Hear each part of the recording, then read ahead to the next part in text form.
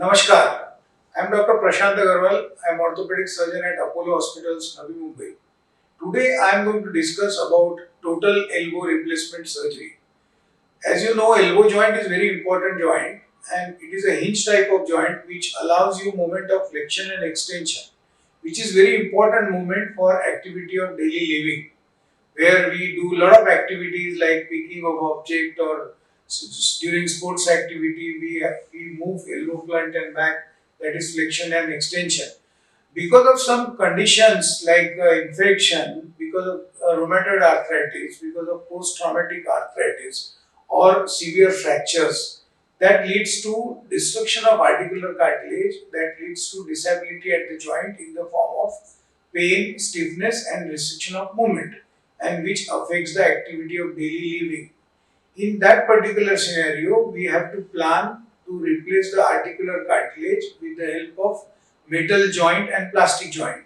Here, humerus and ulna, they articulate and form a elbow joint, where during replacement surgery, we replace the lower end of the humerus and upper end of ulna with metal component, and they are linked together with the help of hinge, and these are fixed in the canal in the humerus and ulna with the help of cement.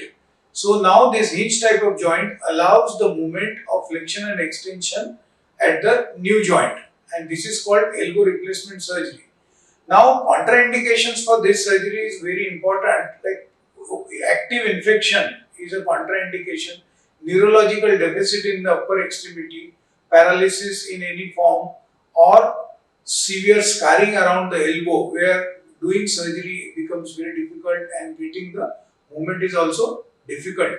So these are relative contraindications like Charcot joint or neuropathic joint, where there is excessive bone formation around the elbow, can cause or hamper the function after surgery. So these are relative contraindications. So once we select this patient for elbow replacement arthroplasty, we evaluate this patient for any focus of infection and we do general evaluation. Once patient is fixed for surgery, then we plan the approach. Like usually surgery is done by posterior approach, where we expose lower end of humerus and upper end of ulna and remove the bone based on the implant we are planning to use and fixed with the polymethyl methacrylate cement, and post-operatively immediately patient can start mobilizing elbow and using the extremity. Thank you very much.